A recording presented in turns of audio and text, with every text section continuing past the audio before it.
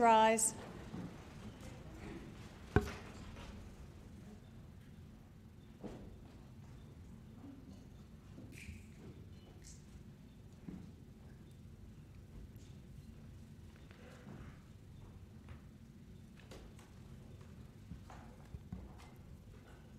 City of Adelaide Council meeting on Tuesday the 13th of June 2023. The Lord Mayor is in the chair.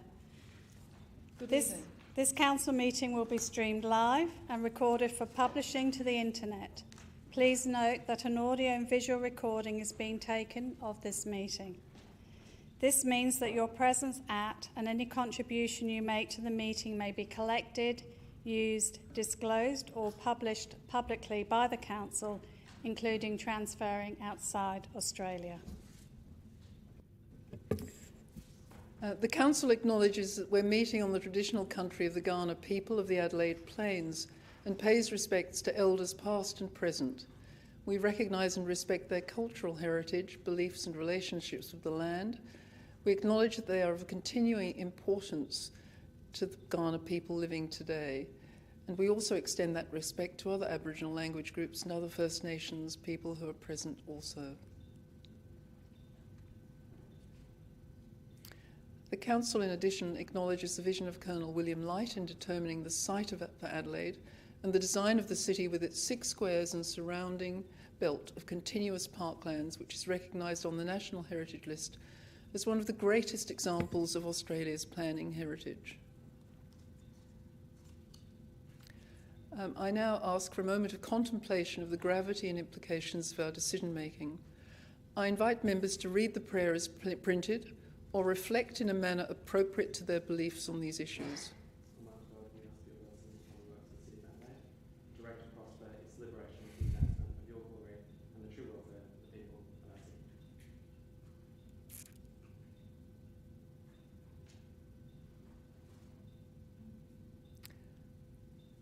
Thank you. I now ask all those present to stand in silence in memory of those who gave their lives in defence of their country, at sea, on land and in the air.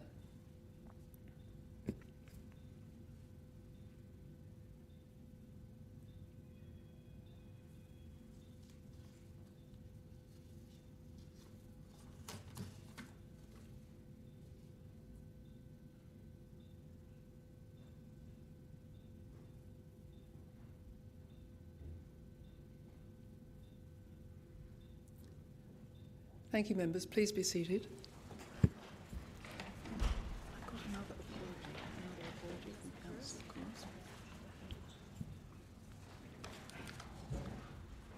Thank you. I firstly give the apologies of Councillor Elliott, but also Councillor Kouros, and move on to confirmation of minutes. Item 6. Moved by Councillor Abrahimzadeh, seconded by Councillor Snape. All those in favour? Against, that's carried unanimously. Thank you, members. The next item is item 7, and this is the part of the meeting where we allow representations on the issues of our plan and budget.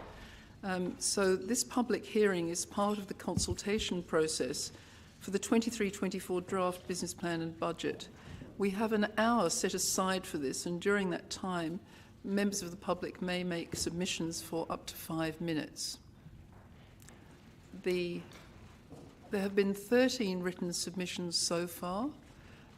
We have notes of the summary of the 178 survey responses, and this will be on our agenda tonight. So we have some representations. So I think the first representative will be Mr. Andrew Zobel, who wishes to talk about the Adelaide Lutheran Sports Club. Andrew, are you here? Thank you.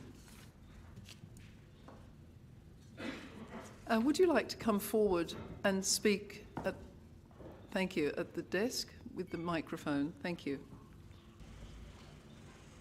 Would you like to just introduce yourself? Did I get your name correct? It is yes, Mr. Andrew you did. Zobel. That was very good. Thank you, because it gets pronounced a few different ways, so well done. Thank you. Thank you. Please feel free. There is a moment at the end of your address where members of the council can ask questions, if you're prepared to answer them. No problem. Thank you. So good evening. Thank you for the opportunity to address the council members tonight on behalf of the Adelaide Community Sports and Recreation Association, otherwise known as ACSARA. My name is Andrew Zobel. I'm the senior coach for the Adelaide Lutheran Football Club, who are a tenant of the ACSARA facilities in the South Parklands. I'm also an Adelaide City Council ratepayer, owning and operating a number of businesses in the Adelaide area, also own a number of properties in the CBD. Tonight I'd like to provide feedback regarding the decision to remove the previously allocated $5 million for the development of Park 21W. As senior coach of the Adelaide Lutheran Football Club, a tenant of the facilities, I would like to quickly share the uniqueness this sporting club offers the community. Adelaide Lutheran calls itself the country sporting club in the city, as it's very much a haven for young people relocating to Adelaide from regional areas for study or work. Many of these students reside at the number of residential colleges around the Greater Adelaide CBD. As a senior coach, I'm always promoting the safe and secure environment of the club to parents of young people coming to Adelaide. Many are relocating for the first time from home. And the relief they have shown to have them housed in a community that protects them is genuinely heartwarming. With the introduction of junior sporting teams in recent years, it's been hugely supported from local Adelaide residents who have previously had their kids had to move out to the suburbs to play sport. Our junior programs are growing at a rapid rate for all codes, which is pleasing. Adelaide Lutheran is a genuine amateur sporting organisation with no paid players in any code. And I can assure you it's got a very skinny coaching budget as well. And it relies strongly on a band of loyal local volunteers and supporters. We run a number of community-based programs and we recommend our players participate in these. An example being a monthly cook-up for the Ronald McDonald House residents, which reinforces the strong country ties with an organisation that provides wonderful support to regional clients. These community events teach our young players valuable lessons in helping others and contributing back to the community. We are also proudly the first amateur league football club to appoint a female senior assistant coach to the men's program, which I'm sure we won't be the last to do that. The club is extremely inclusive and full of wonderful young people and have also found great support from many new migrants relocating to the Adelaide CBD as a place to play sport, especially many from the subcontinent with their love of cricket, and they do put on a magnificent curry night, I must admit. With all that said, our facilities are an absolute embarrassment and they're reaching the stage of being dangerous. The fact we actually managed to attract a number of quality young men and women to the club, despite the decrepit state of facilities, is a testament to the role our organisation plays in the community. Whilst we understand seeking local government support for an upgrade of facilities is not uncommon, I would ask that consideration be given to the role these facilities actually play in support of those moving to the city and also the many locals that use and enjoy the parklands and club rooms. These facilities play so much more of a role than just a normal sporting club rooms, and an upgrade will see more local residents utilise the parklands and allow us to continue the great service we provide to regional families. I thank you for your time.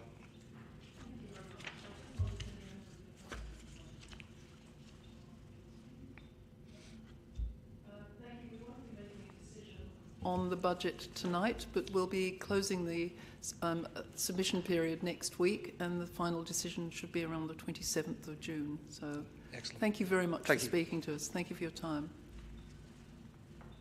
I think Mr. Albert Brooks, you're the next on the list. If anybody else in the gallery would like to speak, can you make sure that you make yourself known to the staff? I'm not quite sure how you do that. Are they supposed to wave at us? Oh, sorry. There are two members of staff in the front row, so please, if you're waiting to speak to us, make sure you tell them.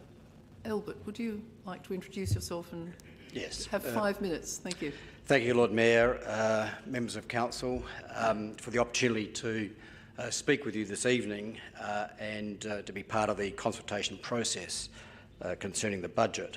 Can I say at the outset I had the advantage of attending the forum this morning at North Adelaide at the early hour of 7:30 a.m. And look forward to next year when perhaps providers of coffee can be provided at that juncture. The I'm here speaking as a ratepayer and a resident. I'm not here in a representative capacity. I have lodged a written submission, which I won't read out or speak to, as that's been made available to the administration. Can I say at the outset, what I really want to speak to is what's not in the budget, not in a monetary sense, but rather the absence of linkages between what are given as the priorities in the early pages of the budget and the operational aspects and the quantified expenditure which is in the back part of the budget. There is no apparent linkage between the priorities and the strategic projects, the capital works, the rates, and the other commentary that forms the topics in the budget. My concern is that there is an absence of qualitative information in relation to the functional aspects, of the sort of information that is quite apparent in state and federal budgets. I'm not promoting or suggesting detail of that nature, but in terms of the functional aspects of the operations of the council, it would appear that there is no linkage apparent on the face of the budget material. Can I also just indicate another area of omission, with all due respect, and that is in terms of risk identification. The current and anticipated risks to the budget are not addressed either as a priority or as a topic. The risks attaching to the City Council's participation in particular developments, whether that's 88 O'Connell or the market or holdings or contractual arrangements, does not appear to be addressed in the draft. In our submission, or in my submission, the risk of the current planning system to the character and the future living, economic and social viability is not addressed, yet that is fundamental to revenues-based rateable properties. There's also no linkage as between what is proposed to be the functional outcomes of the budget and the two statutory authorities that are referred to in the budget. The Central Market Authority, of course, has a responsibility for a particular distinct functional aspect. However, that is not the case in relation to the Economic Development Authority, which, with all due respect, appears to be a form of outsourcing of responsibility and accountability of the elected members of this chamber and the administration to what is an unaccountable and not explained authority that is being funded by the ratepayers of the city. Finally, can I indicate that there's an absence of localisation and expression of effect and effectiveness in relation to the expenditure proposals within the draft budget. Not that I'm suggesting that there should be any battle between members of council as between wards or functional aspects, but the city, you will well know, is a diverse facility, and it is in my submission that unfortunate that there is no expression of local impact in the budget. Thank you. Can I thank you for that? I don't know that we can change all the documentation this year, but we'll take everything you've said on board for next. Thank you very much indeed. Are there any questions of Mr. Brooks? No? Can I thank you again? The third representation is from Mr. Mark Borges, who's going to speak to us about Adelaide Community Sports and Rec Association. Is Mr. Borges? Yes. Thank you. 5 minutes again, sir. Thank you.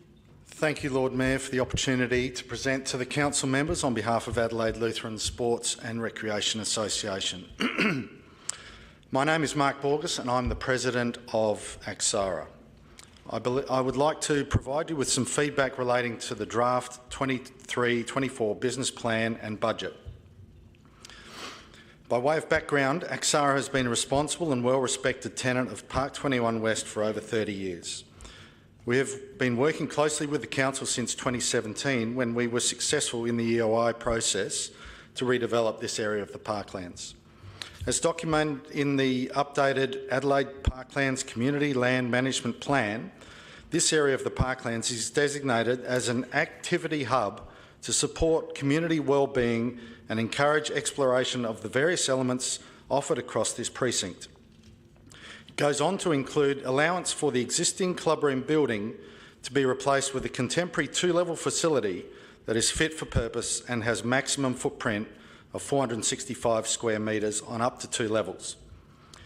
In line with this council document and also in accordance with the council's Parklands Building Design Guidelines, various plans have been produced since 2018, all of which have endorsement and in principle approval from Adelaide Parklands Association and elected members on several occasions. In addition to that, AXARA has been successful in securing funding of almost $3 million in early 2022 from the state government and also from its members for the redevelopment of the almost derelict council building. The design, developed jointly with the council, provides a fit-for-purpose facility to support the 4.5 hectares of playing fields, which is equivalent to 3.5 ovals based on AFL, SACA and other peak sporting body guidelines. The existing council building does not even come close to complying with these standards. I don't think I need to dwell any longer on the adequacy of the existing building, as every councillor that has seen this building agrees that something needs to be done. In July last year, the most recent concept design was presented to Cattle Tiller and received their endorsement to proceed with the detailed design of the building. Unfortunately, due to the timing of the 22 council elections, it was not possible to proceed to present this concept to the elected members. In order to avoid holding up the project for another 6 months, and based on the positive feedback from Cattle Tiller, AXARA decided to proceed with detailed design. AXARA has also worked with the council to incorporate design features and techniques to meet the 5-star Green Star rating, which would make this building the first Adelaide Council-owned building to achieve such a rating. During 2022, AXARA had been discussing a community loan from the council to fund the shortfall, which was initially supported by council executive. In mid-2022, discussions regarding the potential council loan were put on hold, and we were advised that a direct financial contribution was being investigated. Co-delivering the Park 21 West project was included as an opportunity in the ACC capital budget for 22-23, i.e. not committed but prioritised for potential commitment. This obviously did not result in any funding during 22-23, but Council Executive prepared plans for co-contribution as part of the capital budget for 23-24 and as part of a broader Parklands regeneration initiative. To our extreme disappointment and add to our ongoing frustration, this proposed budget allocation was ultimately removed from the 23-24 budget in the budget review meeting prior to releasing the budget for public consultation.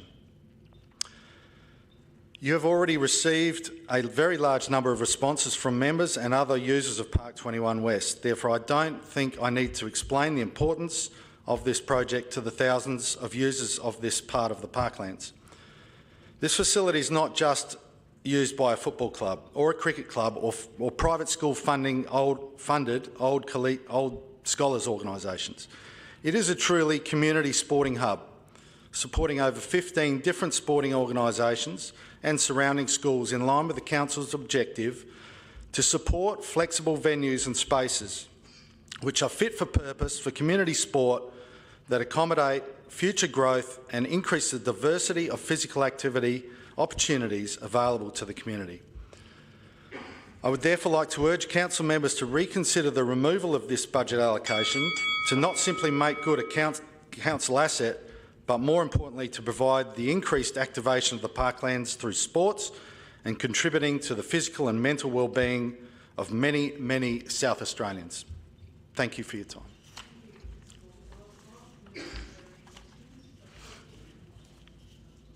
Yeah. Look, it's been suggested that we remove all the community space, the kitchen, anything's not necessary, and essentially just have Park 21 West as a toilet block. What would and essentially your members, like say even the juniors, for example, and the children who meet afterwards in that space could just go to the pub. What would the removal of the community space mean for your club? So the community space is about community building. Like there's community building on field, but there's also community building that needs to happen off field. That space is very important from that perspective, but also the cost of maintaining such a facility and the grounds is one of the ways in which we can fund that is to operate such community space to be able to fund the ongoing viability of that area. Thanks very much for your words tonight. I'm wondering whether I know that corner of the parklands, the sporting facilities are particularly poor. Is there any connection between the netball across the road and your club, and is there any connection between the two organisations? So there's no formal connection between the Netball Association and the Adelaide Community Sports and Recreation Association. However, one of the key users of the Park 21 West area includes a netball club. That netball club has currently 14 teams that play their games and train across the road on the netball facility.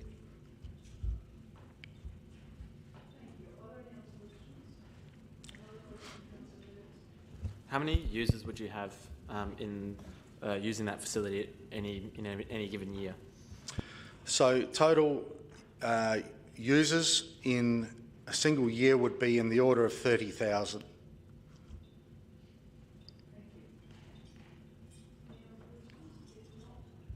Thank you for your presentation.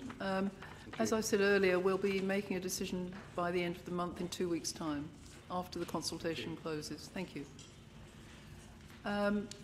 Now, I don't know if there are any other representations on this item, but we would like to accept anybody that came in later in the evening. So what I'll do is move on to the deputations on other issues and go back to item 7.1 before we move the motion. So, I'm sorry, can I just ask if either of the people coming in... No? No, sorry. So, Deputy Lord Mayor? Thank you. Seconded by Councillor Snape. All those in favour? That's carried. Thank you, members. Can we move on then to item 8.2 and ask if Dr. Anthony Stimpson is in the gallery? Thank you.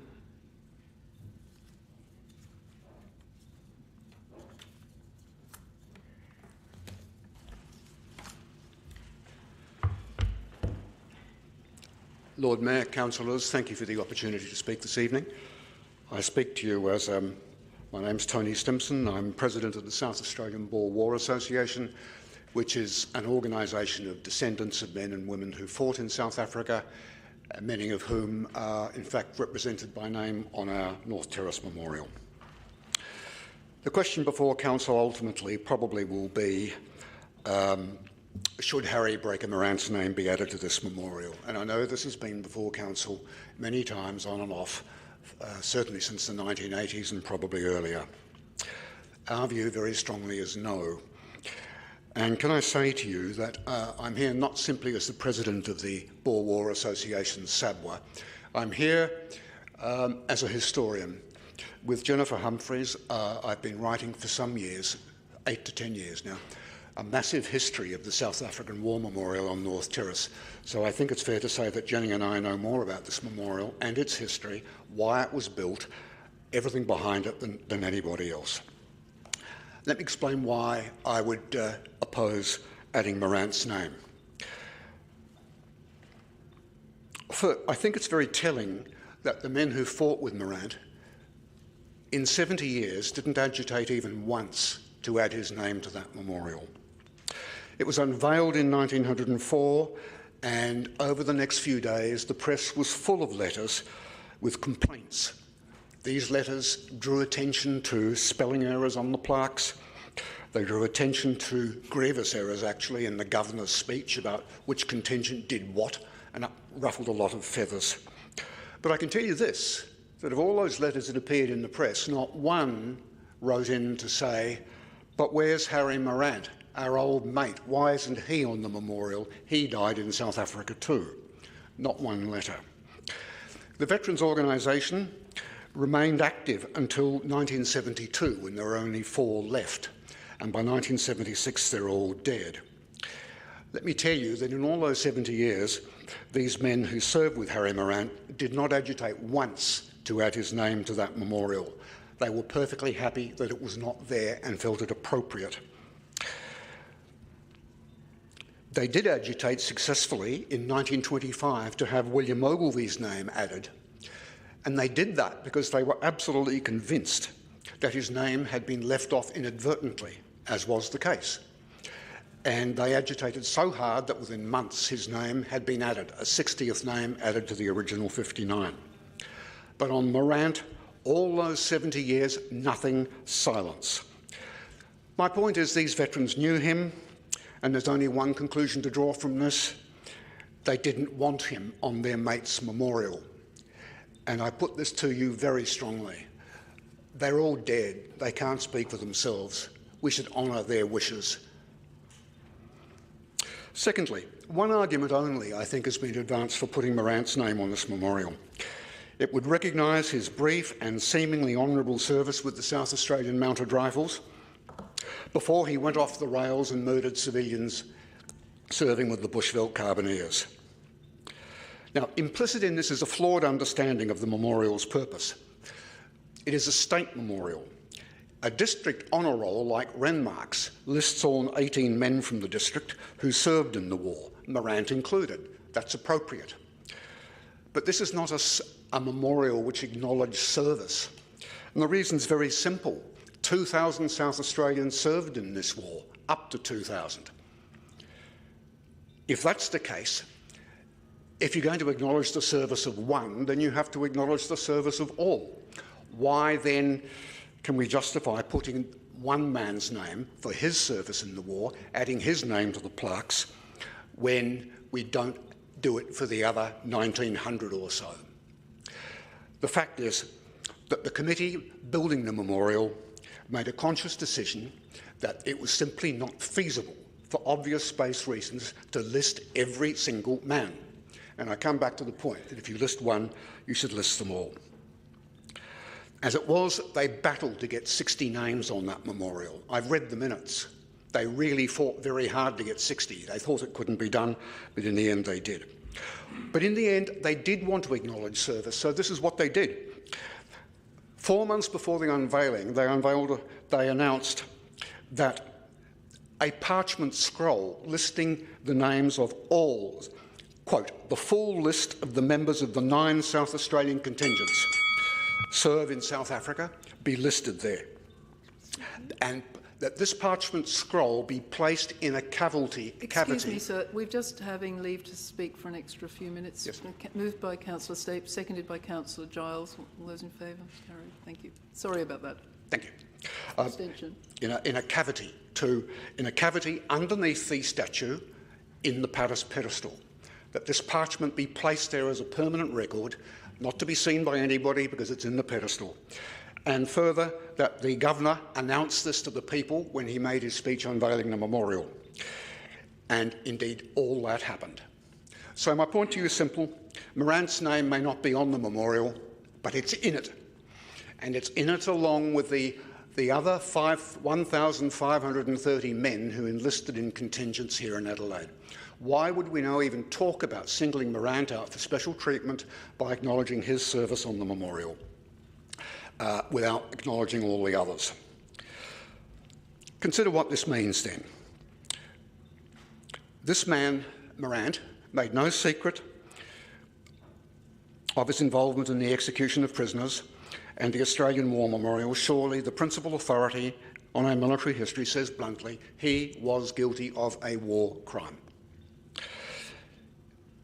Is that what we want to do in 2013? Do we really want to add to our memorial a memorial which has stood the test of time, which has watched over that intersection since 1904, in this day and age when memorials all around the world are subject to vandalism and attack? Do we really want to add the name of someone who freely acknowledged killing civilians and children, like the Van Staden children, in September 1901? Do we really, in this day and age, want his name on our memorial? The choice may come back to Council. Thank you. Thank you so much, Dr. Simpson, for speaking to us. Thank you.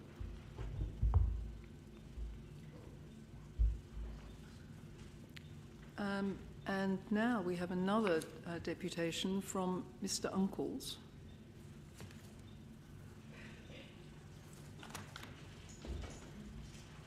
Mr. James Uncles, thank you. You're going to speak on the same topic. Yes, thank you, Lord Mayor and councillors, for the opportunity to address Council this evening. I may need an extension of a couple of minutes if I exceed 5 minutes. I act for Cathy Morant, a descendant of Harry Brake Morant, regarding this matter. Acting on her instructions, I have assisted Ms Morant in her request to have Harry's name included on the Boer War Memorial.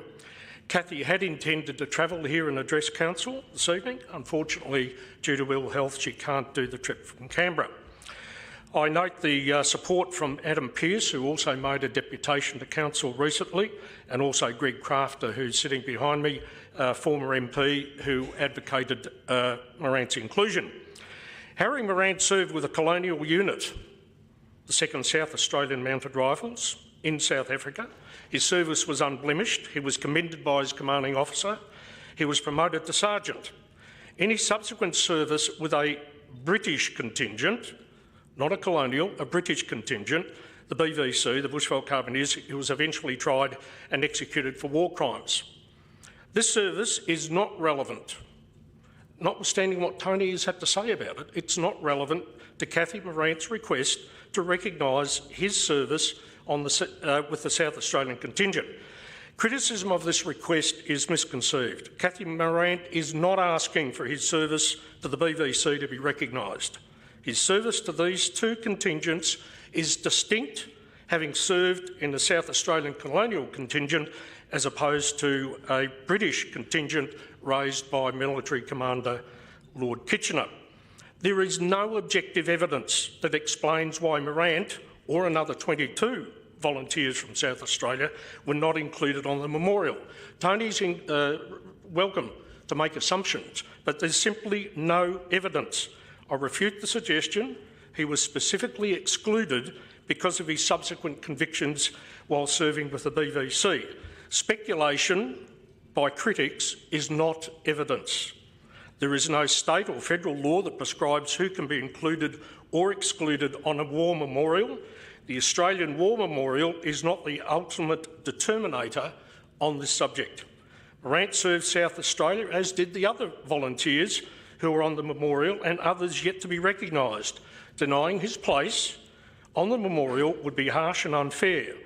Cathy Morant's request is compelling, and I urge the Council to recognise Morant's service with the South Australian contingent.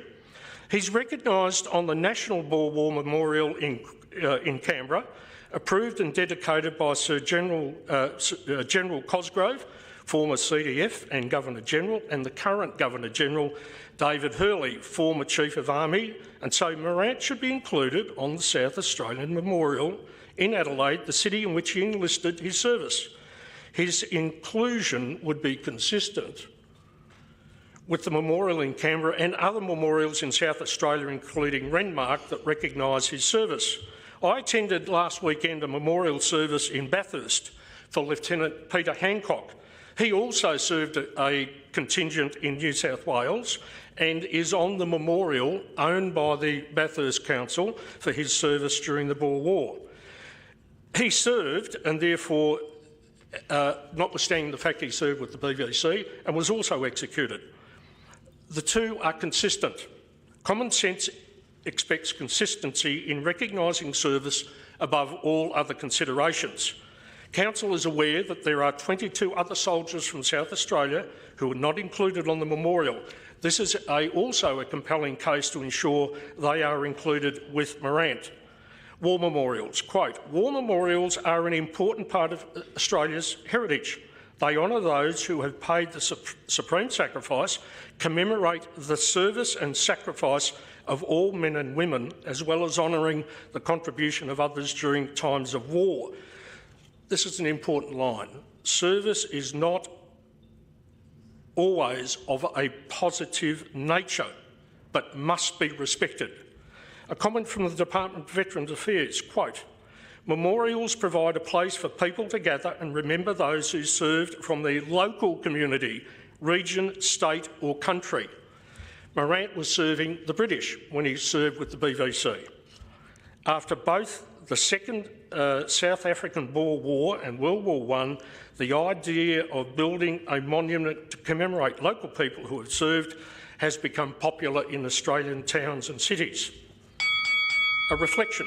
If Morant is not included on the memorial because of his convictions while serving with the BVC, it would... Davis, 2 minutes, if I could. Extension 2 minutes more. All those in favour? Thank you. Carried. Thank you. Thank you. It would send a message to all authorities in Australia, including the Australian War Memorial, that memorials to Australians who served in wars since 1901 be audited, and the names of servicemen and women who are on memorials who may have committed military and or civilian criminal offences be removed. Tony Stimson's credible research on the Boer War shows that not all men from South Australia died on the battlefield. In fact, 5 died by accident, others by accidents on the way home back to Australia. 4 died at sea, returning to Australia. 2 died at the end of the war, 1 in a railway accident, and another one whose name was added to the memorial in 1925 on the petition of his father. Ms Morant's comments, if I could finish on this. She's asked me to put the following to Council. Quote, I urge this Council to respect my request to deliver to the Morant family recognition of Breaker's service. I am concerned that Harry, who served South Australia, was not included on the memorial when it was dedicated in 1904. Service and sacrifice of men and women in wartime should be respected and cherished in Australia's history. I urge Council to also include the 22 other South Australians who served during the Boer War. Their omission, like Breaker's, must be recognised. Thank you for your consideration, and I look forward to working with Council, if given the opportunity, to have Morant included on the memorial together with the other men who served. I ask Council to adopt the recommendations in the executive summary, provide assistance to get this matter approved under the Planning, Development and Infrastructure Act 2016, and note Council's recommendation that, subject to the DIA, Morant and the other 22 soldiers should be added to the memorial for their service to South Australia. Thank you. Thank you, Mr Uncles.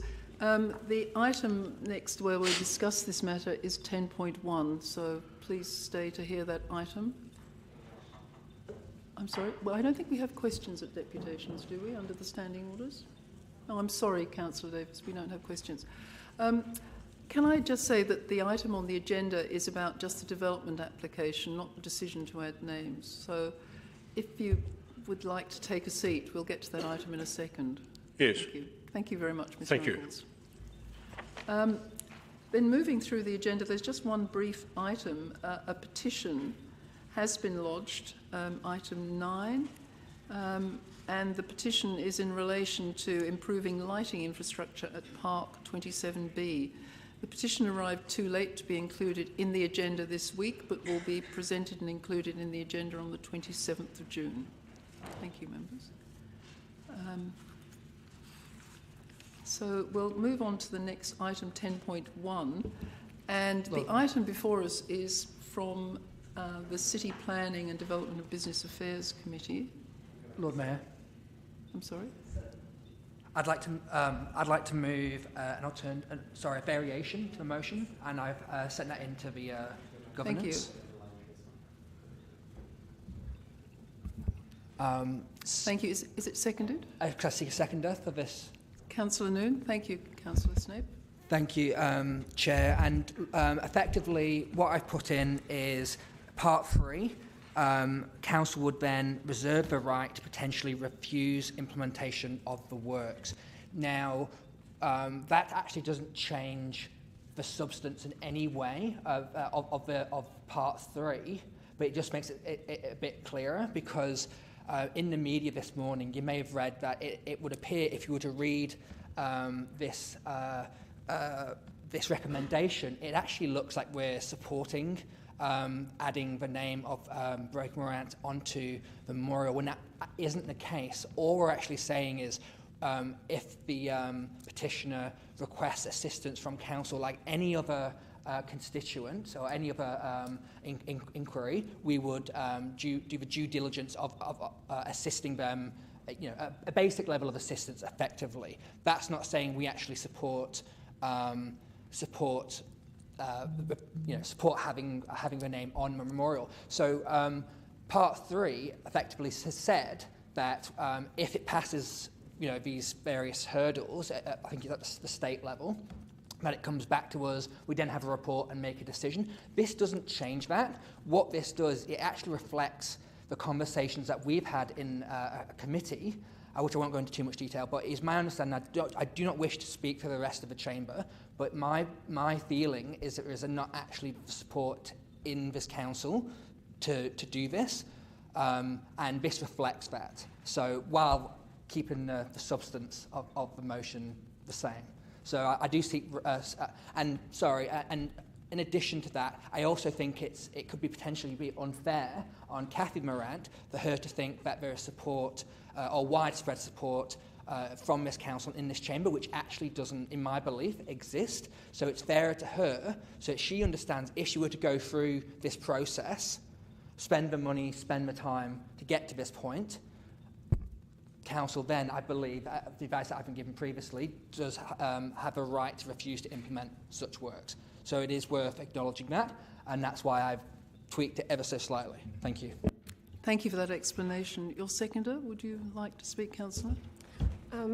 I just concur with Councillor Snape, because when I read that media article this morning, I too thought it didn't reflect the intention of the motion, and so I support this because it actually does really make it very clear. Thank you. Is there an alternate view? If not, I have a question. Question, yes. Is this sending a signal, or is the intention of this motion to say that we will actually refuse the implementation of the works if the report comes back? My understanding, and I don't wish to put words in the mouth of Councillor Snape, is that he's pointing out that this could be leading Miss Morant along a path where she spends a significant amount of money without a commitment by us to alter the memorial. Yes, and if I may clarify, Lord Mayor, the future decision would still be up to the future council, be it this council or next council. The intent of this motion is that the decision would still come back to council, and we would then pass it or reserve the right to refuse it. So it actually changes nothing of the substance of the motion, of a recommendation. Councillor, yes, Councillor Ho. Yeah, Lord Mayor, I'm just confused that we are not a decision-making body in terms of whether or not we should add her name his name in the memorial, right? I think we are the owner of the memorial, and we have advice about our policy requiring updating. And if, as it appears, that there are very many reasons not to put this extra 22 names on the memorial, there might be other options that might be cheaper for everybody, which might be having some other sort of memorial memorialising Breaker Morant and the other people, rather than trying to retrofit something on the memorial that's there. There are other options that might be easier for people to accept. Yeah, I guess so. Look, I think if Ms Morant wishes to lodge a development application, she absolutely should. This council shouldn't be making a decision in relation to what names should or shouldn't go on the memorial. I mean, there's been discussions about whether technically he did die in the war or not, and my understanding is that the memorial is there to commemorate those who actually gave their lives or lost their lives during the actual conflict. So this is an extremely complex issue, and I would think that this council would take advice from historians and people with doctor in the front of their name as to what the appropriate treatment of somebody who's committed war crimes is on a particular memorial. I certainly wouldn't think that it's really up to this council to then go against a development application that's been granted. The funds may be cost prohibitive, but I'm not sure if we understand what the actual cost of that is, or if there is another way that we could add an addendum plaque quite simply to the memorial. But you know, we've got a situation at the moment more federally where a soldier is there's a serious question in Australia about whether a Victoria Cross should be stripped of someone who's been awarded it. And to my mind, I certainly wouldn't be standing behind any kind of endorsement that this council is supporting or refusing the application. Quite frankly, I wouldn't consider myself qualified in any extent to make that application. So my suggestion would be that the motion, I'll vote for the motion because it is, as Councillor Snape says, no commitment either way. And my commitment to Mrs Morant is if it does come back as a development application, that I'll consider whether it's feasible at the time. But at this stage, it's not really within my purview to make a comment on that. And I think that that's what the papers should be reporting on. And I think the original motion did that. So I'll support it on that basis. And when the application is brought or not, we'll consider it at that time. But I think with serious moral implications and considerations by this council might have to occur in future. Thank you, Councillor. I'll put that to the vote then. All those in favour, as modified, and against? That's carried. Thank you, members. Next, 10.2. 10.2 is slightly obliquely worded. Basically, Caterpillar met, and part 2 is really, should I think, read, will be incorporated when the item comes to council for decision regarding Victoria Park master planning. The sentence is just incoherent at the moment. Could it? Do we have to note this? I don't know that you need to note it. It's just advice. It's not a very helpful motion. I don't think it contributes a great deal. I move that we move to the next item of business. I don't think it's a functional motion that does anything. I will accept that, Councillor. It doesn't contribute anything.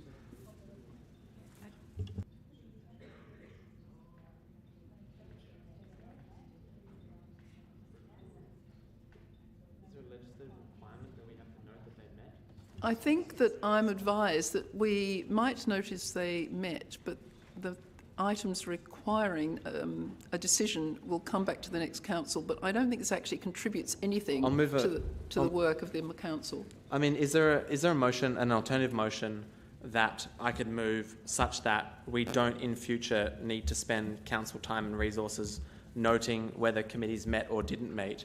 And perhaps the motion could be, we note that Caterpillar will meet during this term of office at prescribed times, and until we actually have the minutes come back to council, we don't need to noted any further that they're meeting. Can you move then, you note that Caterpillar met on the 25th of May and seek modification of the practice of giving advice to council, then we can come back with proper advice. And simply bring the reports back to council. And that's seconded by Councillor Giles. Seek modification of the advice to council on the reporting, on its reporting. Thank you. And we'll get rid of part 2 because it doesn't contribute. Lord Mayor. Councillor Stephen-Tridge. Just a question. Is there a requirement here for us to note reports that come out of Caterpillar? Is that what this is all about? Perhaps a question for the administration. We are noting it, yes, but it's not very helpful advice. It's just before we vote tonight, I'd just like to clarify whether we actually have a requirement to be noting reports that come out of Caterpillar.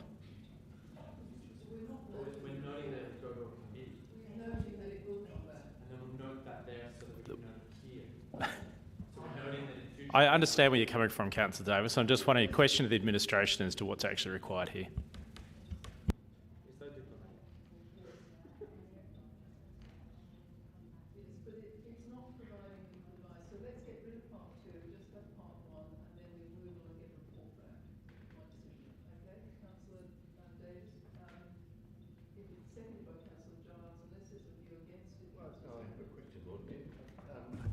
This process also applies to other council committees, including Audit Committee.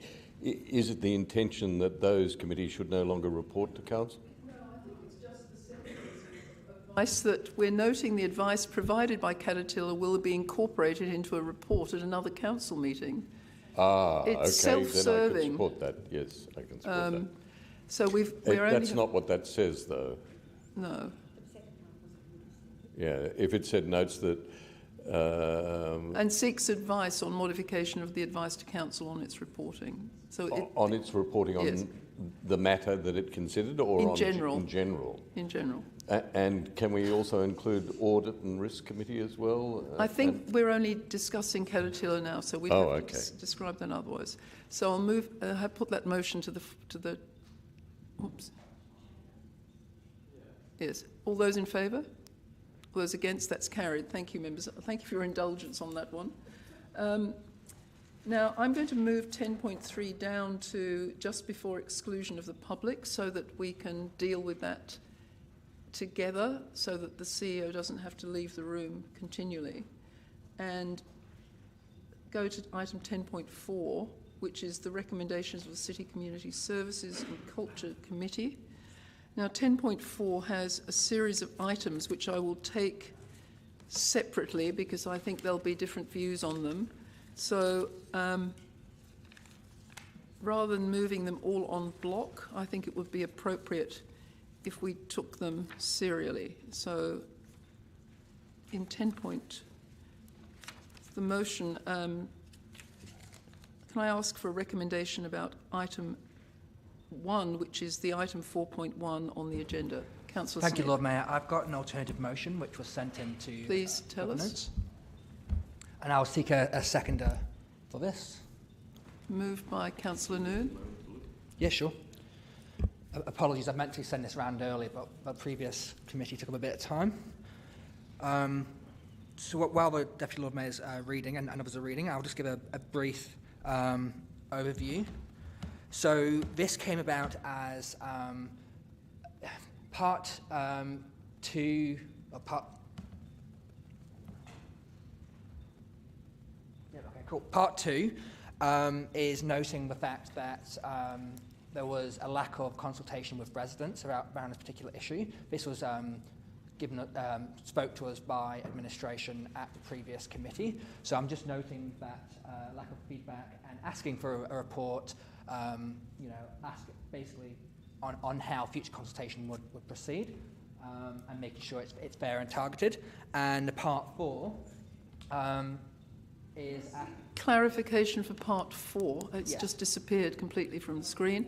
I'm concerned that it says that this is the last year that Bartles Road is closed. As I recall, the last committee we suggested that negotiations should occur to ask if another location could be found. We did not determine that they would not go back to this site. Well, that's why I put this forward, so it's a stronger position, and as Deputy Lord Mayor pointed out previously, it wasn't policy to not close Bartels Road in the future. I'm now asking the Chamber to help make that policy. I'm also, unless I'm misreading my own amended motion, I'm not suggesting we don't use that particular site, i.e. the Eastern Parklands. I'm just suggesting that we find an alternative way that doesn't involve closing the roads for footpaths and the cycle paths. And if that isn't possible, then we look at alternative sites. So it gives a wide variety of options. It doesn't nail us down to one particular, course, I suppose. I'm sorry, Councillor, I'm not trying to be obstructive. I'm just trying to clarify number 4 because could you just give me a moment to... Of course.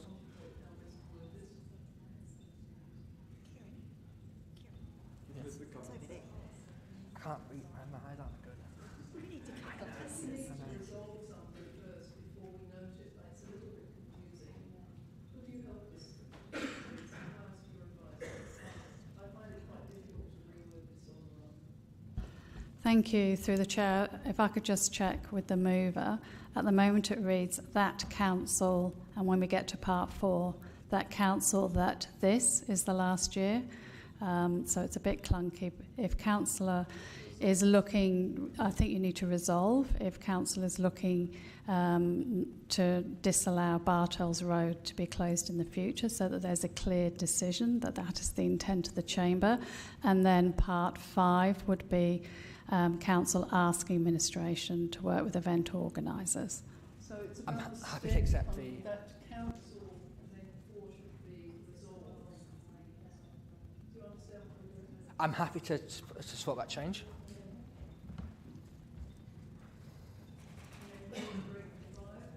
I'm sorry, we're just trying to tidy this up slightly. English is my second language. Where does 5 start? Asks administration. And can we have 5 from asks administration? Yes. And requests administration sounds a little... And requests...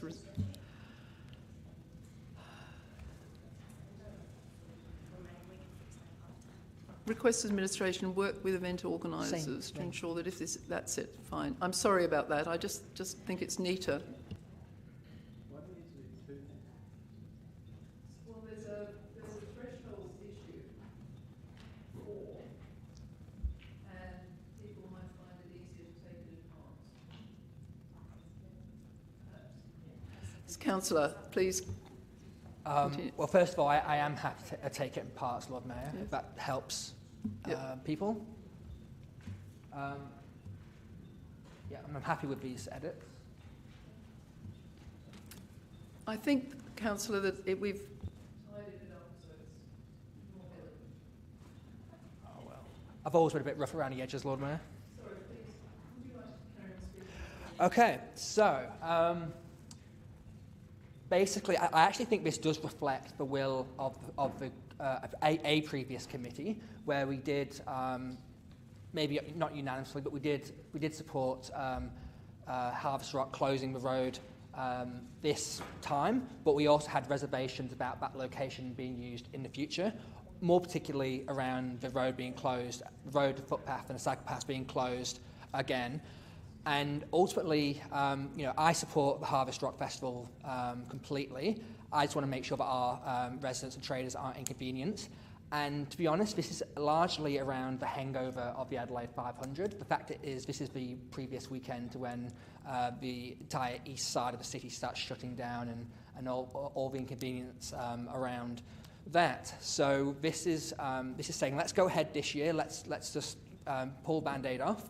I'm willing to compromise here because I wasn't going to support this in committee, the closure of a road. I am coming forward with a way of supporting it that supports also the views of the residents and gives administration clear instruction, so there's no ambiguity, clear instruction that we want to work with Harvest Rock going forward to find a suitable location, be that the same location without closing a road, or be that another location around the city, West End, Elder Park, Botanic Park, whatever it may be. Let's work to make everyone happy. And as the Lord Mayor so eloquently said, share the pain, share the gain. And I hope you're not trading that one, Lord Mayor, trademarking that one. So look, I think this is fair. I don't think this is controversial. I think if anyone here has talked to the residents in the East End about this issue at all, you'll find it overwhelmingly they are frustrated. They support this event. They want to support this event. They're just sick and tired of all the disruption that happens around that particular time. So I think this is a fair response to that, and it gives clear instruction to the administration as well. Thank you.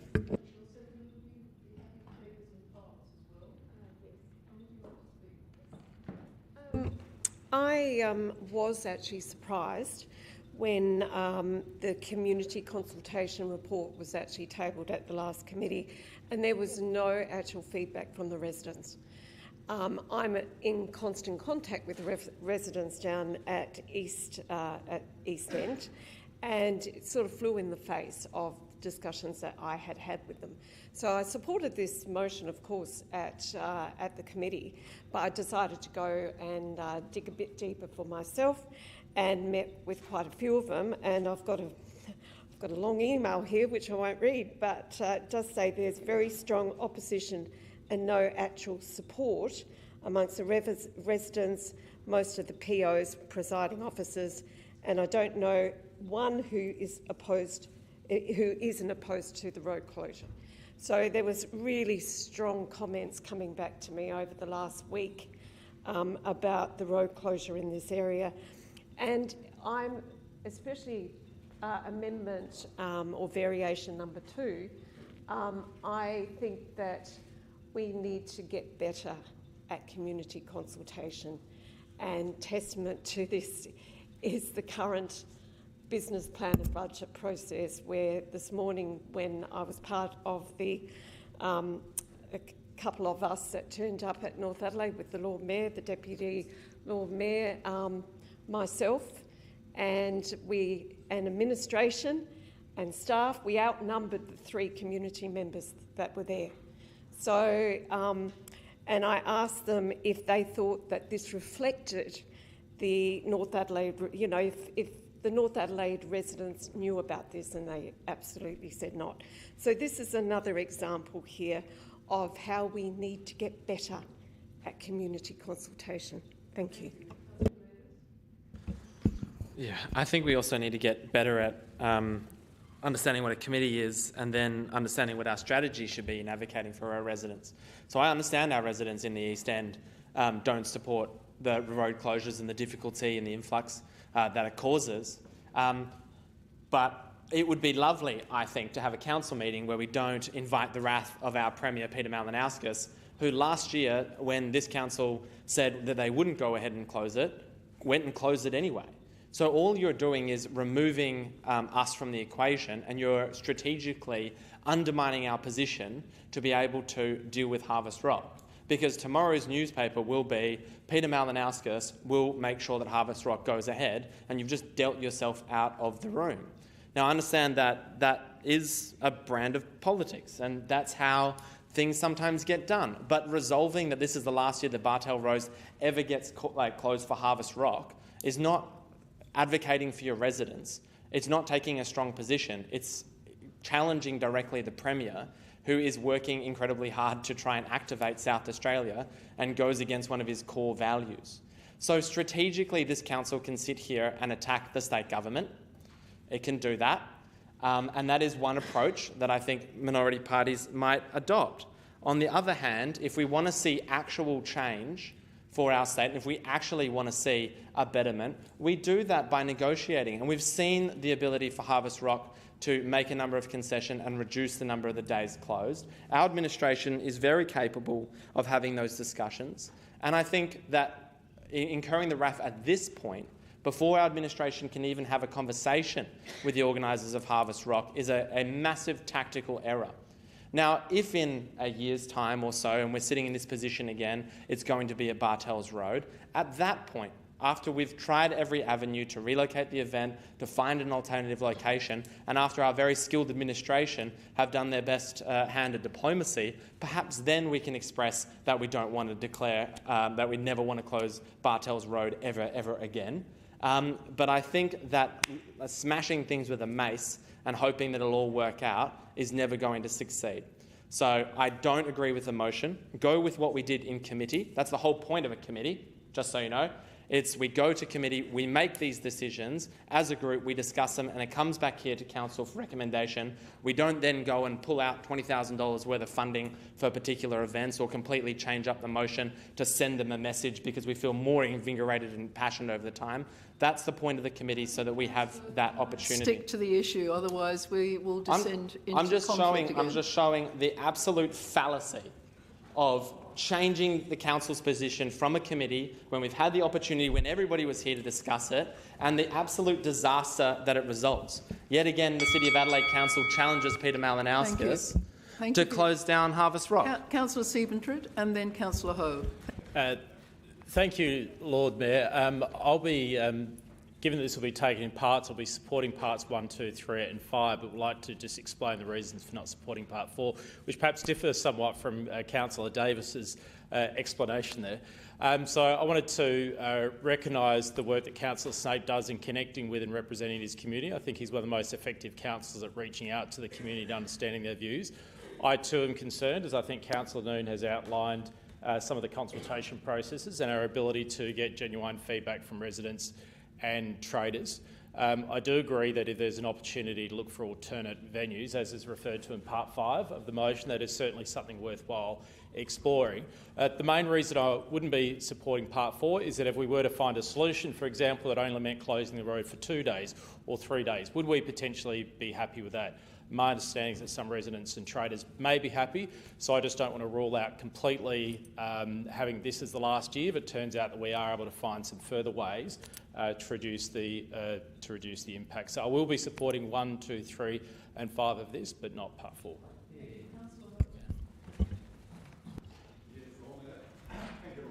I also support, I also like to speak against this amendment. Well, look, put it this way. I remember last year, similar time, that we are all here in this room, put out our hand to oppose the road closure. Because at the time, we have done a lot of consultation, we spoke to a lot of residents as well as the traders. However, despite the decision we make here in this room, I remember the Premier on the night or the next day, overrides all our decisions. And I think that is the reason why the residents don't even be bothered to engage, because they know even if we oppose the road closure, the Premier can actually change it. So, I actually see where Councillor Davis is coming from. If we oppose the whole thing, the next day the Premier can jump in again and do exactly what he did last year. And basically, it just makes all our works here, the council work with the Harvest Rock, it's meaningless to me. So in this case, I would say, well, maybe we just stick to the decision, the recommendation that we have made in the committee meeting and leave it alone. Thank you. Councillors, I should just point out that I did have an appointment this afternoon with Miss Jessica Ducroix, who is the organiser of Harvest Rock, and I had that meeting planned to discuss the item which is part 5, which is talking about other options for the event. Unfortunately, she was also going to have a deputation, but is unwell and could not attend. So that meeting was scheduled for today, which is unfortunate, because I took the advice from the committee seriously and thought the best thing to do, as Councillor Davis said, and I don't like to agree with him too often, was to speak to the organisers and try to negotiate a better outcome for the community. Item to the vote then? Lord Mayor, may I just speak briefly, please? Yes, please. Yeah, look, briefly. Oh dear, we're going to be here all night. No, we're not. Are you speaking again? No, we won't be here all night, I'm sure, Lord Mayor. Look, I also acknowledge that both Councillor Snape and Councillor Noon are in touch with their communities, and the representations that they make to this council are on behalf of the members of their communities. However, council has already determined a position on this, and the position was that we would seek to negotiate, as you mentioned, with the promoters of Harvest Rock for the spread of the event to other locations, as Councillor Snape remembered, and as you said, Lord Mayor, to spread the gain and the pain. That seems to me to be a very pragmatic approach. It doesn't involve drawing a line in the sand. It simply says there are inconveniences, there are pluses. We're going to talk to the event organisers and see if we can't arrange through a negotiation for the event to be held in another location.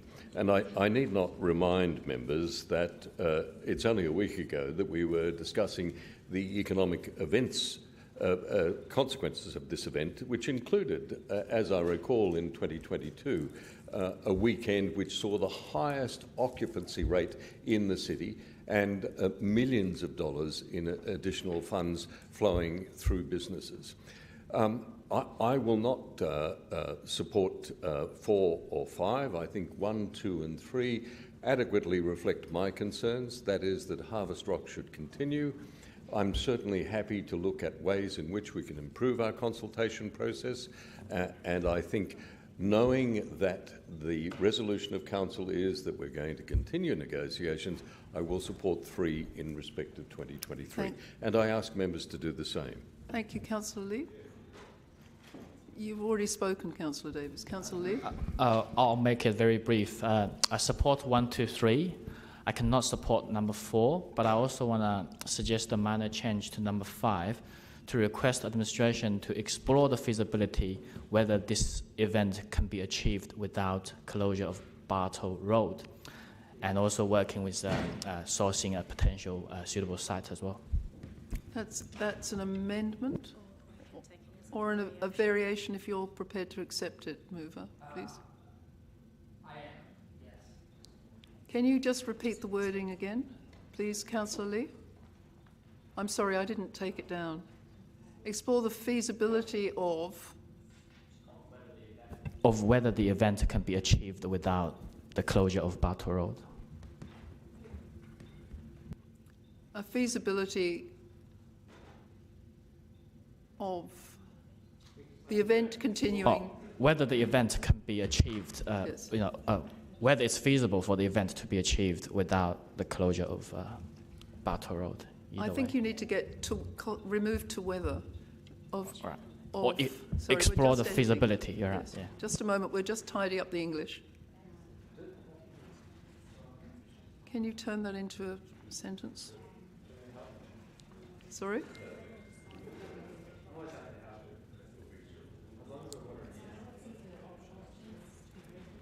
We will just hold on for a second or two till we've tidied this. And your seconder, Councillor Snape, that was Councillor Noon, are you happy with that? Thank you. It's incorporated when we've got the wording right.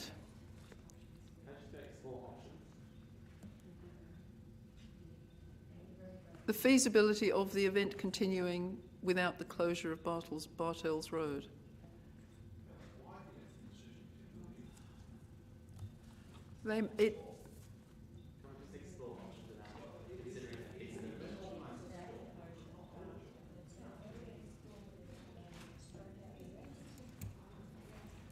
I think we're losing the plot here.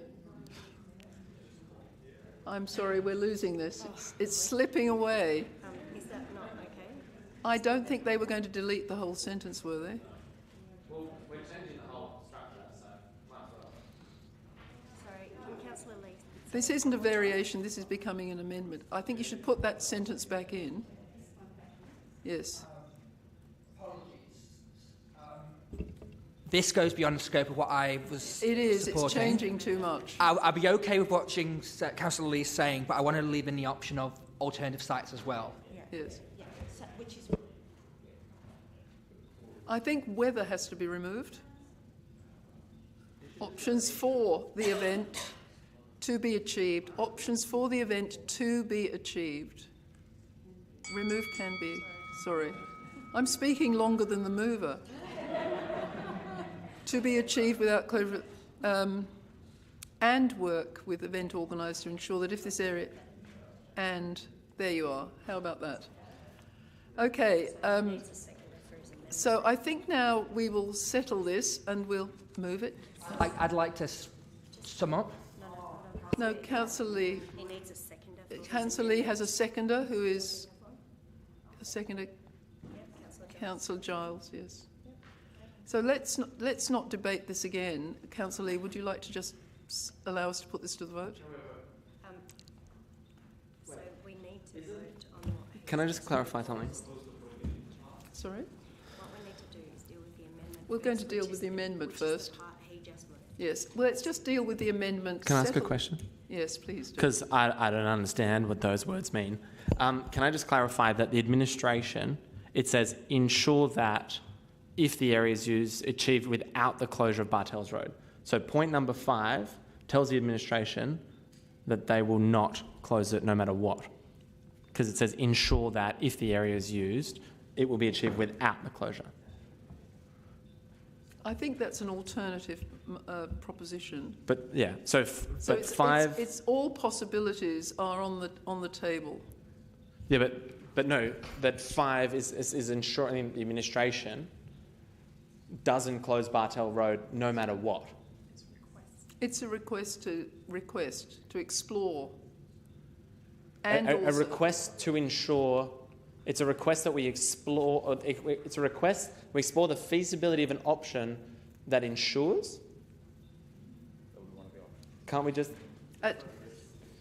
I just don't understand what it does.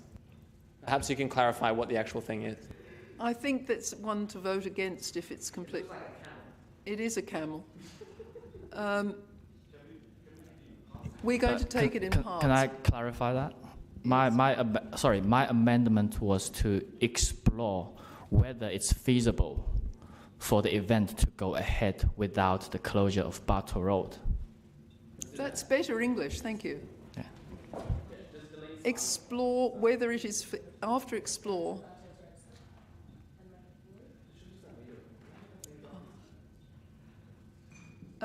explore whether it is feasible. Explore whether it is feasible for the event to be achieved without the closure of Bartels Road. I must warn those present that I think that if this meeting goes on for too long, we'll have to have a small break. That's fine. Which could be for a glass of water or a snack. And we might do that at 8:15 if we haven't reached the end of the meeting. With your agreement. It's within our standing orders that after 2 hours, if I become desperate, we can stop. Not to make things more complicated, I'm happy to remove part 4. Just strike out part 4. I don't think it's necessary Can we anymore. just deal with the amendment, because otherwise it will be chaos. Please stop. Please, members, stop it. We will move. Members, please, let's stop getting out of control again. Councillor Lee, are you happy for this amendment to be put? Then you have to then either propose to delete the and to ensure that if this area is used up until to Bartle Road. Yeah, delete the from delete and work with event organisers? Yeah. Yes. And to of Bartle Road. And then, yeah. Okay,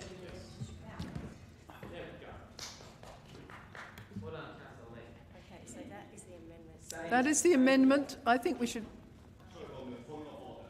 Yes.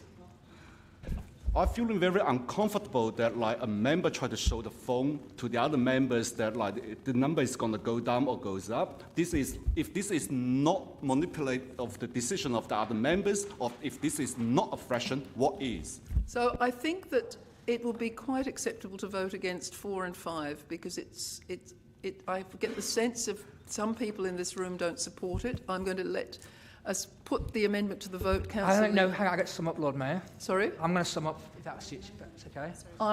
I think we just move on. Yeah, I do actually. He does get to Yes, he will, but we haven't got there. It's the amendment first. Councillor Lee's amendment. Can we vote on the amendment to Part 5? All those in favour? No, we're just getting the amendment first. 5, Part 5. The amendment now. Councillor Giles. All those in favour? All those against? That's carried. Thank you. That now becomes the motion, which we'll now take in parts. Councillor I'd like to sum up, please. I'll be very quick. Yes, very quickly, please.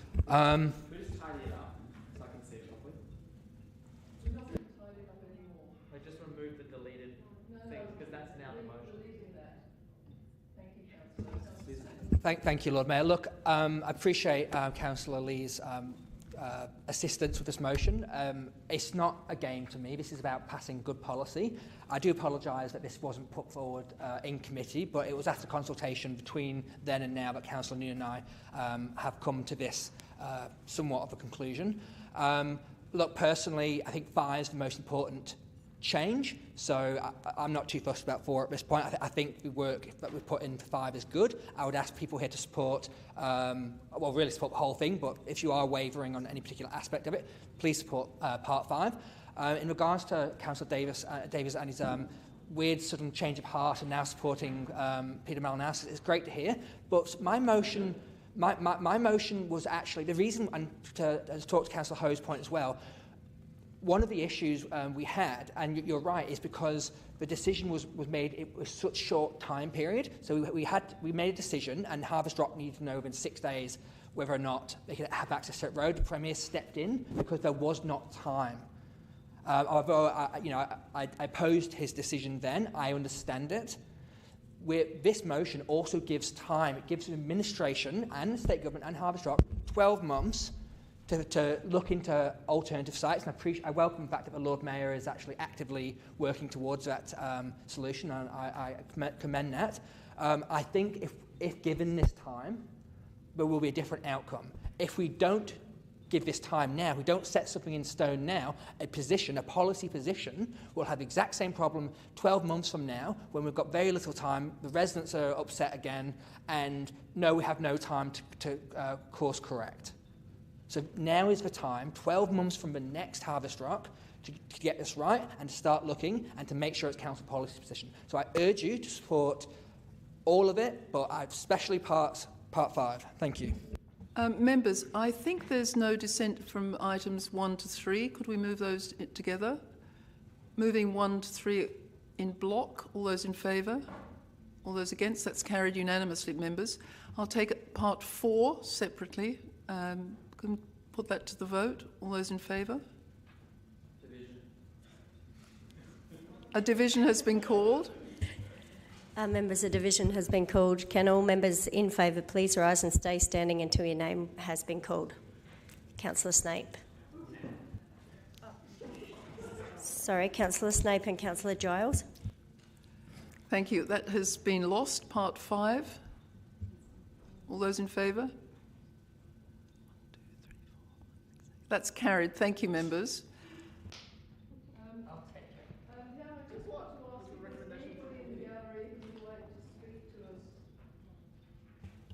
On the budget papers. No more deputations. In that case, we'll keep moving along. So then can we go back to item 7.1 and just put that motion that we have? Have we had enough time? Yes, we've had over an hour. Thank you. Members, I'm going to go back to item 7.1, which we didn't move a motion on.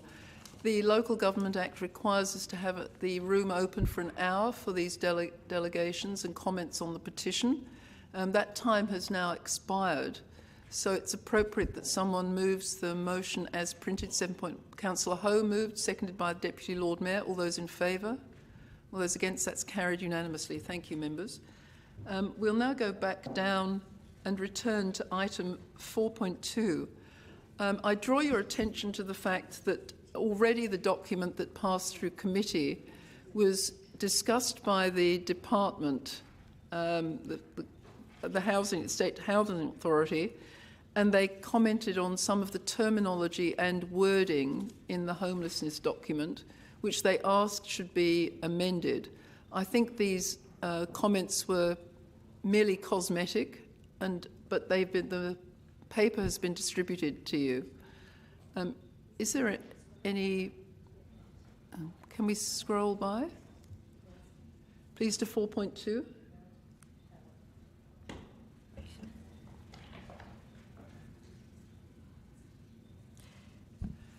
So the motion that has been recommended by the administration is that we approve the updated discussion paper as tabled at this council meeting for the purpose of public consultation to inform the development of a homelessness policy. Councillor Giles moved. Seconded. No. I've got a question to ask. The timing of the distribution of that quite long homelessness paper, when did we get it? I'm sure I'd have to ask Mr. Haridis. Excuse me. Thank you, and through the chair. As you would recall, at committee we tabled the discussion paper. At that time, we had indicated that there was information that had been submitted post the publication of those papers, and administration took the lead from councillors to consequently incorporate those amendments which the Lord Mayor has mentioned. Those were only able to be finalised just recently, and that amended paper has been distributed to you this afternoon via e-news for your visibility. What it picks up on are those contemporary issues that we flagged at committee to ensure that the paper was complete in all of the contextual issues that administration was aware of. Councillor Giles. As the chair of that committee and a driver of this issue, it did concern me. I haven't had time to read the policy, before it's going out to consultation. I really don't feel comfortable adopting this without having had a chance to read it. And also, I'm very confused as to how come the Housing Authority saw it before we did. If you're saying that the Housing Authority looked at our consultation paper and made amendments, is that what happened? Mr. Haridis, can you just clarify who saw what when? Thank you for the question, and through the chair. The discussion paper in question is the one that was tabled with committee, and therefore you saw it first. There was no provision of that paper to other parties to amend. It was consequential post the publication of that document. And similarly, if the amendments weren't sought to be incorporated, that is the decision of council. We would just make further context visible through engagement as required.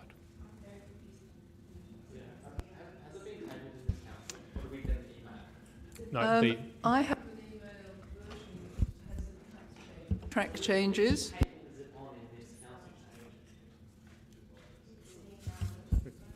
Sorry, yeah.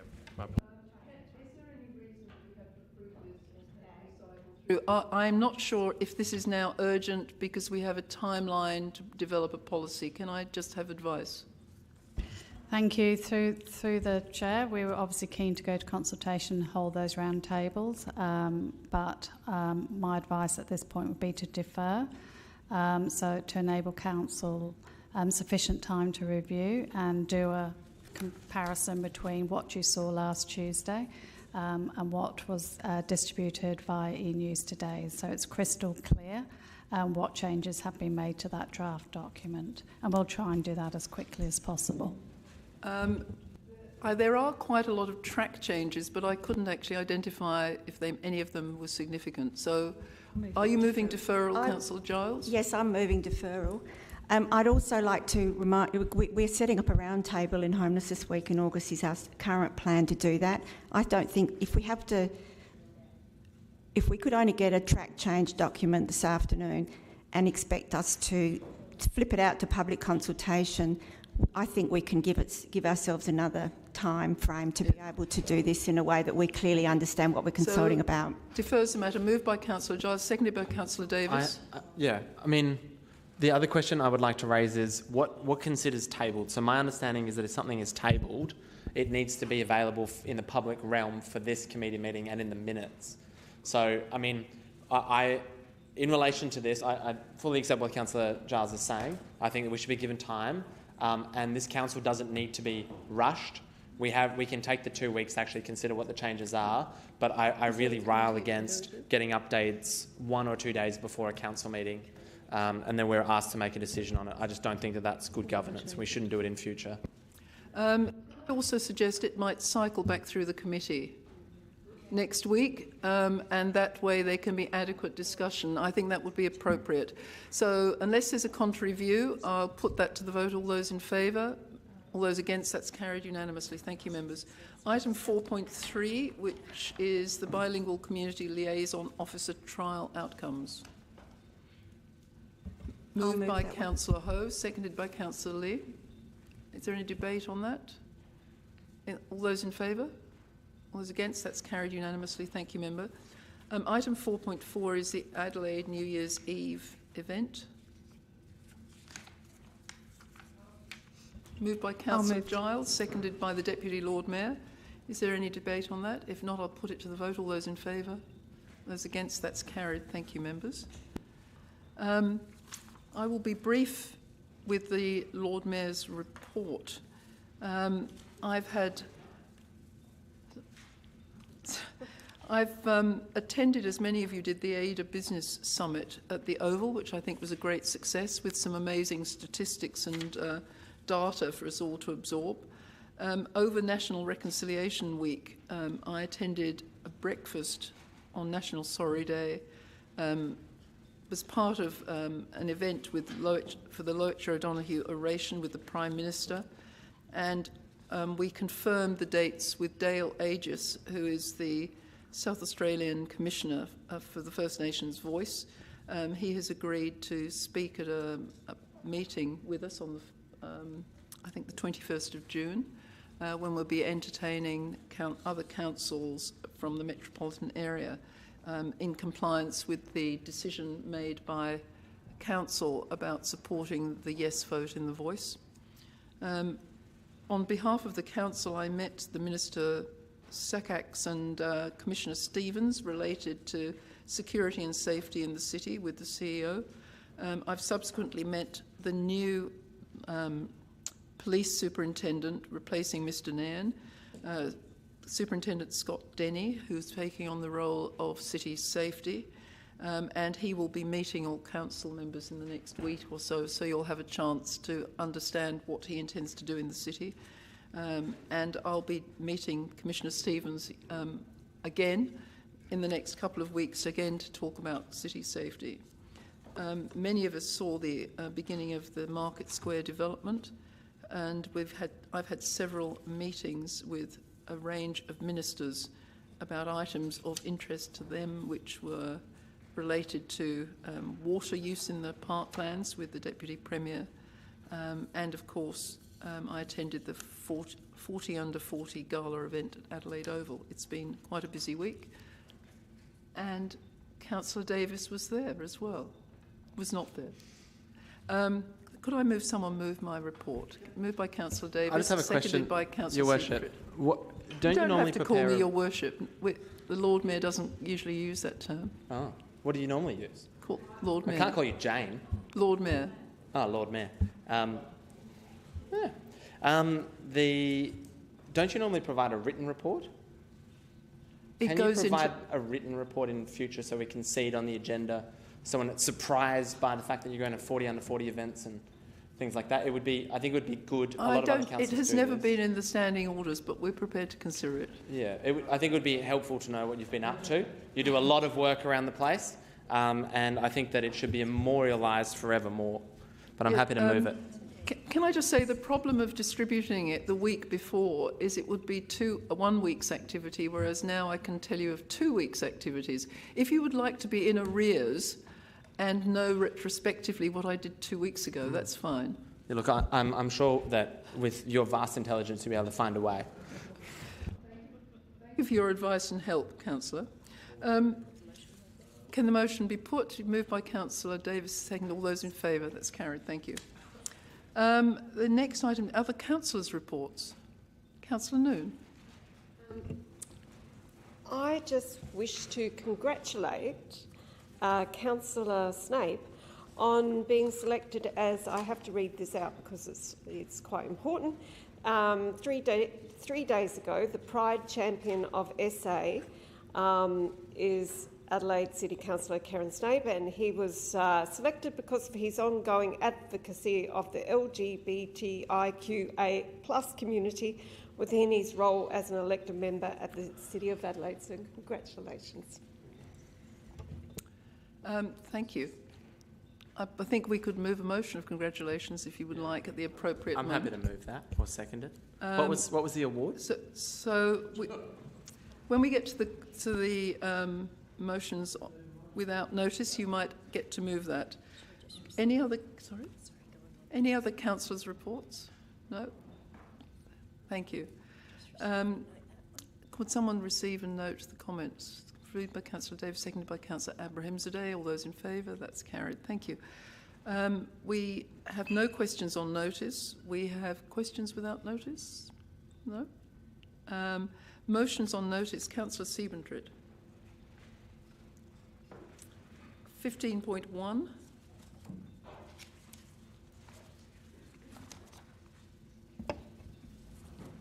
Would you like me to move that first, Lord Mayor, or just speak directly to it? This is seconded by Councillor Snape. Thank you. Great. Thank you, Lord Mayor. I've been very pleased, in fact energised, to see the level of interest and support for action on climate change across my chamber colleagues. And we've seen this recently in terms of actions for council captured in the Climate Change Action Plan. And those who will have read closely the Climate Action Plan will realise there's much to be done still in terms of reducing council emissions, but importantly, out across our community. And the statistics there are pretty clear that 99% of the emissions in the Adelaide city area actually come from our community. So there's much work to be done on reducing those emissions. Interestingly, when you look at what's the main lever that we have as a council to invest in reducing community emissions, it is the Sustainability Incentive Scheme. So it's a fantastic initiative, which I understand commenced some 2 terms ago. However, there's an opportunity, I believe, as we look at how do we further reduce emissions, to have a much stronger focus through the Sustainability Incentive Scheme on linking our investment with reductions in emissions. So we really want to look at how do we get the best return for the investment that we're making. Now, I thank the administration for the response to the motion, which pointed out there was a review that was done not that long ago. However, I would note in looking at that review that it identified issues such as potential for geothermal energy and also building efficiency standards. And I don't think either of those go to the particular issue that I'm raising here, which is about how to get the best reduction in emissions for the investment that we're making.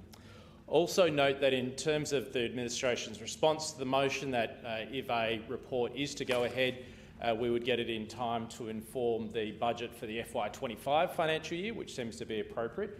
So I'd really like to just encourage all council members to support the motion. It is all about when we show our interest and the support we want to provide for having a low-carbon city. Initiatives like this, Sustainability Incentive Scheme, go to the heart of that, but it is important that we make sure we're directing our investment in the best possible way. Thank you. Your seconder? Anybody speaking against the motion? Councillor Davis, are you speaking against it? I'm just asking a question.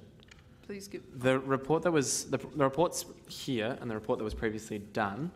How are they different? I can't answer that. Can someone assist me? I'm not asking you to. I can share an observation if that's what you're looking for, Councillor Davis. You'd like the administration to. I think you're referring to the SIS report, item 1 from the administration. And the question is to Mr. Haridis. Thank you for the question, and through the chair, it goes to the point that Councillor Siebentrit made earlier, that this report will focus on the link to emission reductions, which was not a focus of the first report. And we'll have targets?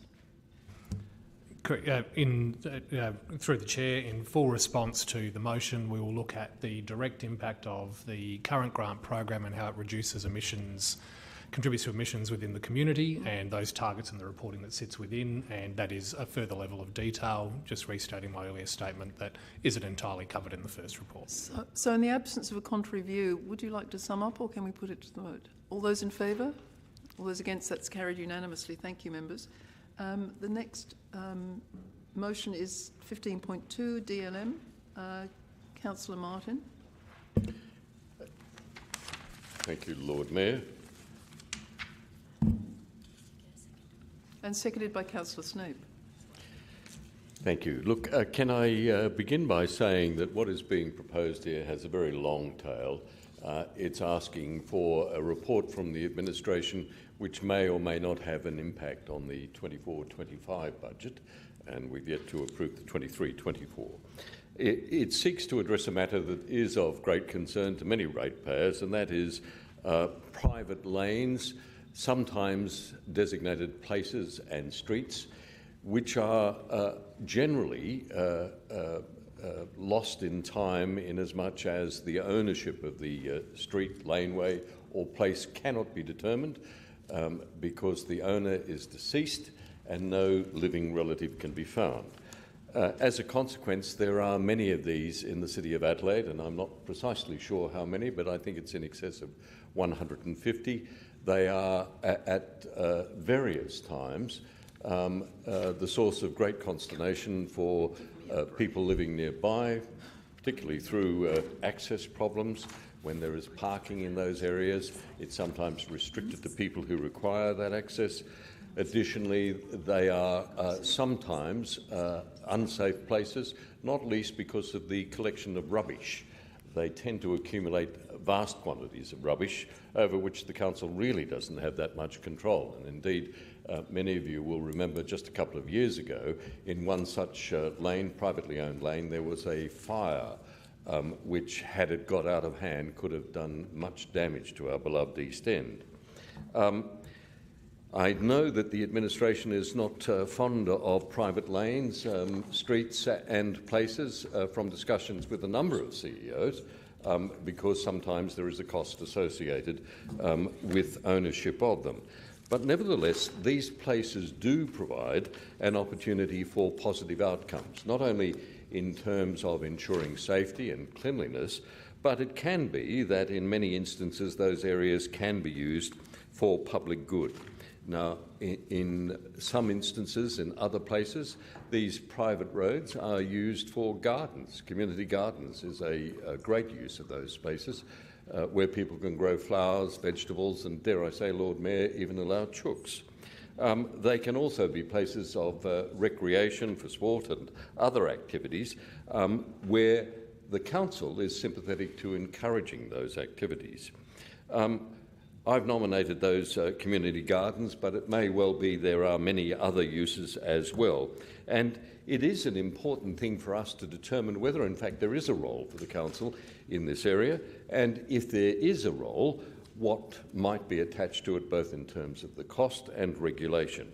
And that is what I'm seeking to do. I'm asking the administration for a report that might lead to a policy.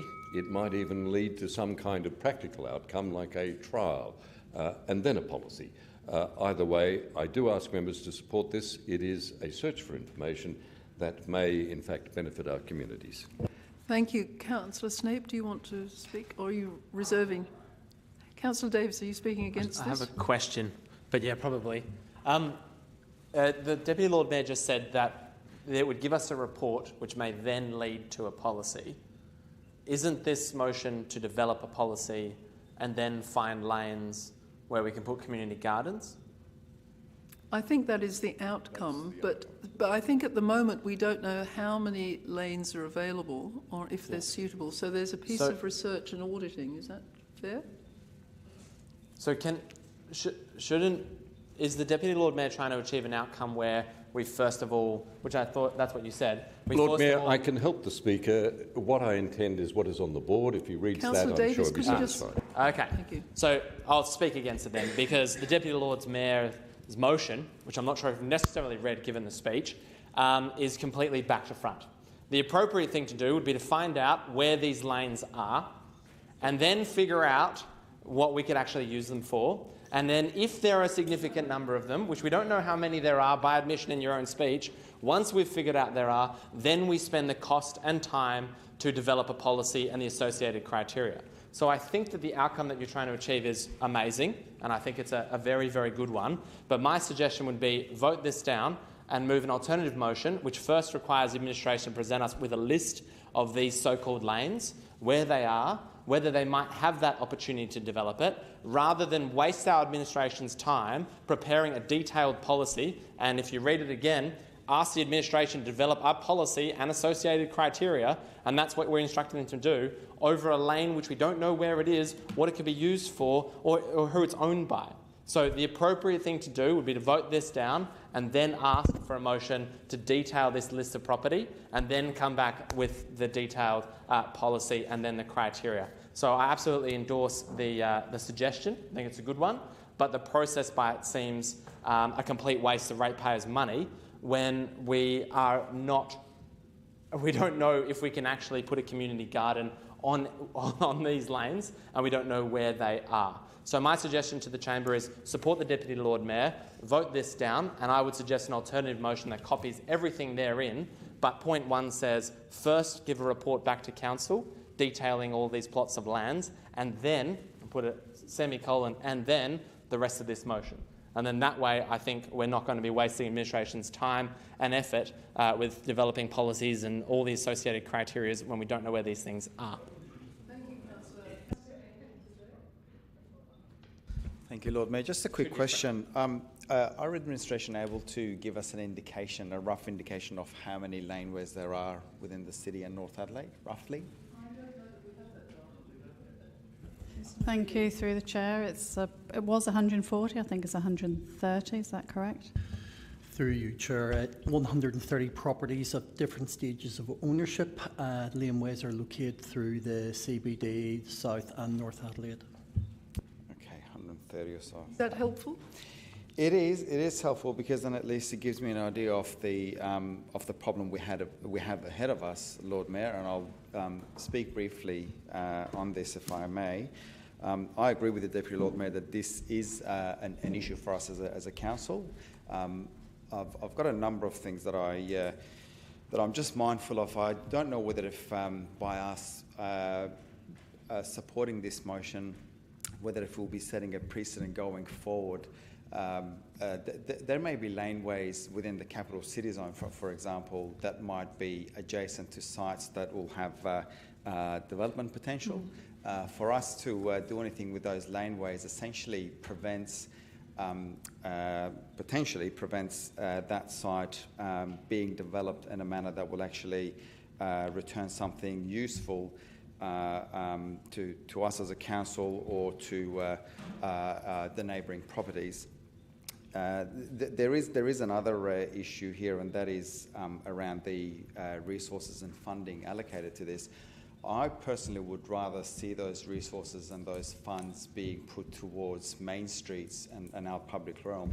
I'm, again, not saying that this is not an issue, it is, but if I was to pick and choose, my priority would be to put those resources and funds towards main streets and other public realm upgrades. Thank you. Councillor Giles and then Councillor Ho. Councillor Giles first. Yeah, look, I think that Councillor Davis is probably making a mountain out of a molehill. I read this motion as basically saying, look, we want to have some sort of policy or associated criteria about this issue that we've got in the city.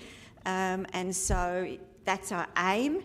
And in order to do that, we're going to actually have to count the numbers of lanes, maybe have a pilot and think about how we might, develop some policy criteria. I think it reads pretty straightforward. I don't think it reads one before another. It's just like you can chew gum and walk at the same time and take this on as an issue to be resolved in a more holistic way. I just want to also say that if we're going to really be serious about climate change and reducing our heat map in our city, then we've got to think way outside the square than what we're doing now. Just planting trees on streets is not going to do it, and there are so many little bits and pieces of land that are council owned or privately owned that could be used with the goodwill of the residents to make beautiful green places that grow food. We could have more roof gardens. So I think it's the time now is to really start exploring these sorts of issues. I know that where I live on Whitmer Square, the residents across the square from me, have, off their own back, created beautiful gardens on the verges of Whitmore Square. They decided they wanted to do it, council helped them out. So I just see this piece of work as something that leads to a different way of looking at how we can attack the issue of greening the city, but greening the city in a way that we're actually connecting with people's homes, where they live, and their creativity, and making places which are currently pretty disgusting beautiful, and with chickens. Thank you, Lord Mayor. Look, like, indeed, before I walk into the committee meeting, I actually came to DLM and actually congratulate him for bringing this motion up. I actually like to support this motion. However, when I heard from Councillor Davis, like in terms of like his argument, I actually see that's quite sensible. For myself, for DLM, and for Councillor Ibrahim Saddam, that we actually know the numbers of these laneways, that like how many of them are in the city, but where are they exactly, and what are their the planning codes? I have no idea. So it would be quite sensible that we have all those information in front of all of us at the same time when we can actually make decision on this motion. Look, Lord Mayor, I don't want to move this motion down. I actually quite like this motion. I'm just wondering if the DLM will be able to, kind of like play with the words in English, which is you are good at, and hence like the new members are able to get many details before, they can make the decisions. My understanding is that there may only be a few that are suitable for any pilot, and they could be identified quite simply. Yeah, because just when the other members were discussing about this matter, I heard like Councillor Noon that we don't know how many of it, and we don't know where are they. I do have the answer about how many of the laneways, all right. But seriously, where are they exactly, and what are the planning codes? I don't know. So I think it's quite sensible that like what Councillor Davis have mentioned. I'm just echoing the Deputy Lord Mayor's comment. I note the administration has commented that existing policies relevant policies already in place. So I would be very interested in seeing the policies in application through the pilot projects and to create some community benefits.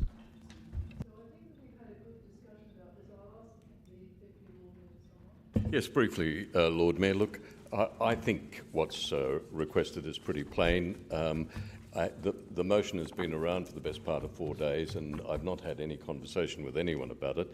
So my assumption was that people understood.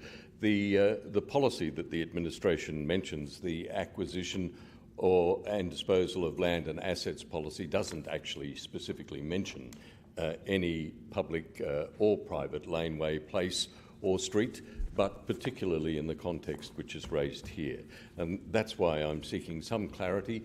It may be possible for the administration to do this rather easily, but nevertheless, there is a potential positive outcome that is potentially in the hands of the community, not necessarily the council, but I do want to hear from the administration about how it might go about that.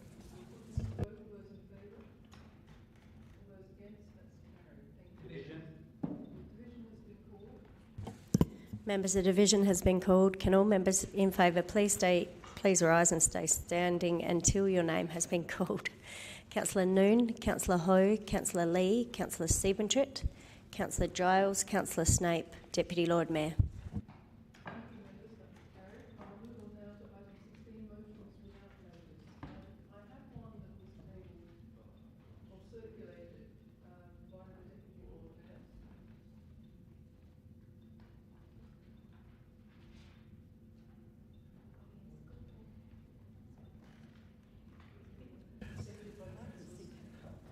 Thank you, Lord Mayor. Look, if I may speak briefly, I think this motion is important.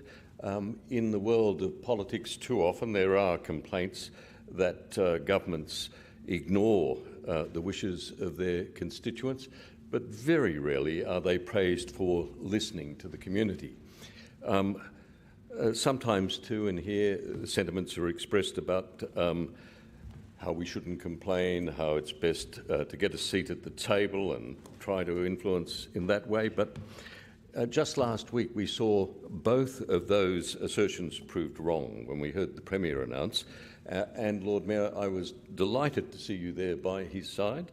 When the Premier announced the government had listened, it listened to the concerns of the Lord Mayor, it listened to this council, which you remember wrote what I thought was a fairly stern letter to the Premier, expressing its concern about what happened at Park 21, or what was proposed. And the government has now decided against using Park 21 for the South Australian Police mounted police operations, for office accommodation, for barracks, and for other activities. It was a win-win, as I've heard it described. It was a win for the government because it showed that it was listening, that it does care about its community, and it does so in a considered way. And I hasten to add that some sections of the media described it as a backflip. It was a long process that the government went through, and as the Lord Mayor probably knows, the Treasurer, Stephen Mulligan, was sent on a mission throughout Australia looking at other police mounted operations to judge how they dealt with the issue of pasturing of horses and barracks and having those facilities close to town centres. And after a long considered process, a cabinet decision, it was decided that there was another way. And it was a win for the community too, because the community, as we know, stood up and said with one voice, please leave our parklands alone. It is a sentiment that's shared by a growing number of South Australians. They value their parklands. They place an extraordinary value on them. To use that oft-used phrase, they are priceless. And I think it behoves us to write to the Premier and to acknowledge the action of changing the mind of the government, accepting that the community wants their parklands protected.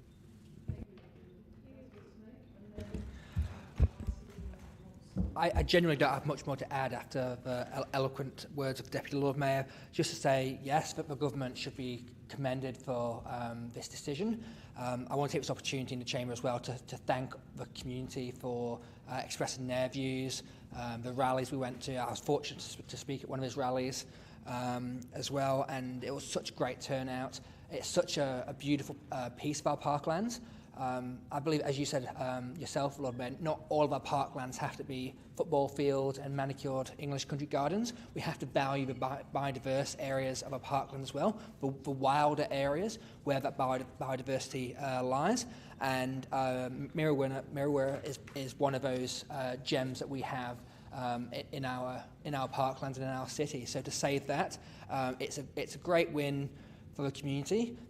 Deputy Lord Mayor is correct. It's a win for the government as well. It's a win for the council. It's a win, win, win, win. So well done, everyone. Thank you. Unless anyone wants to speak against that motion, I'll put all those in favour. All those against? Did you vote? Go again. All those in favour? All those against? That's unanimous. Thank you, members. Now, unless there are any other questions motions without notice, in that case we'll move on.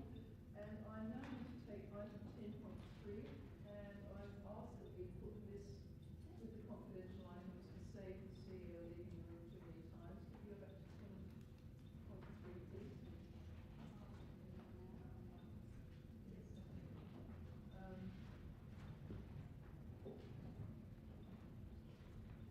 And 10.3 is not on the confidential agenda, but Michael is going to take the chair with me.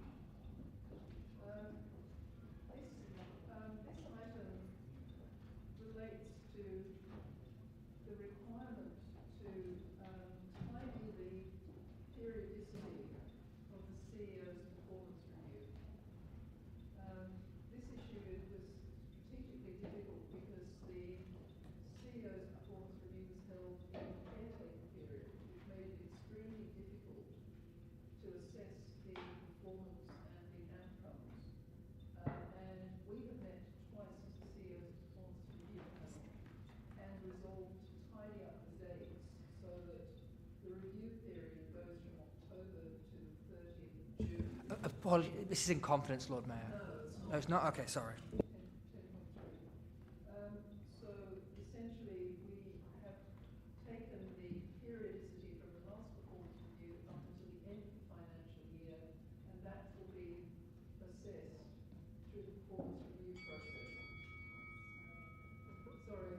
sorry to speak to you in this way. So the recommendation and the report explains that, but I thought it worth explaining what the purpose of this item is.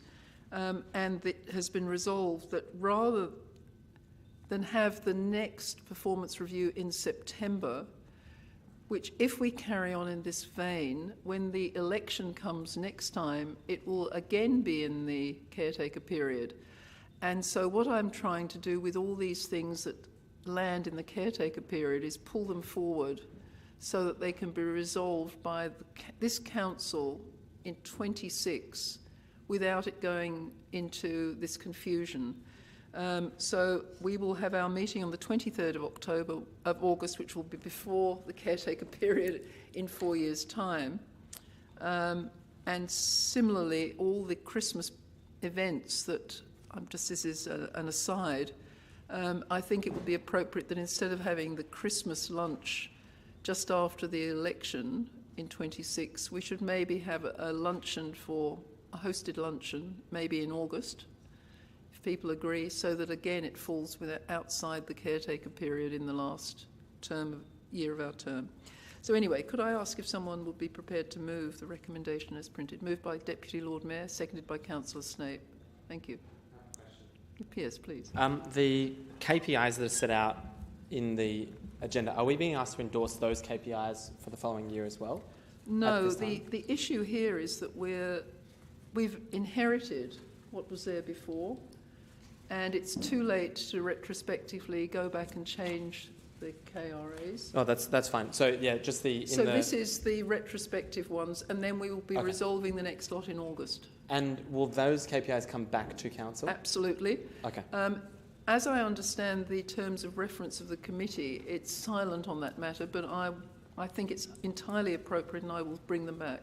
Okay. My commitment. Because I think they have to come back. There's some serious rejigging. Can I ask another question? Will all elected members will have the ability to provide or participate in the 360 review? Is that right? I think that it would be appropriate that all elected members were involved, because I think this is our only job, actually, is to do the performance review of the CEO, and I think we all have a responsibility, and I think it's inappropriate that the committee does this in camera alone without everyone being involved. Are you happy to move this motion then? Yes, Deputy Lord Mayor, unless there's an alternate view, can we put that to the vote? All those in favour? That's carried, members. Thank you very much. Now, having dealt with 10.3, which is the retrospective part of the decision making, I'm going to now exclude the public. We've come to item 17. So would someone move an exclusion clause? Moved by Councillor Abrahimzadeh, seconded by Councillor Davis. All those in favour? All those against? That's carried unanimously. Thank you, members. And now, I'm sorry? Oh, yes. And then we'll do another one for 18.2. Sorry. Could we move the exclusion? Moved by Councillor Abrahimzadeh, seconded by Deputy Lord Mayor. All those in favour? That's carried unanimously again. Thank you.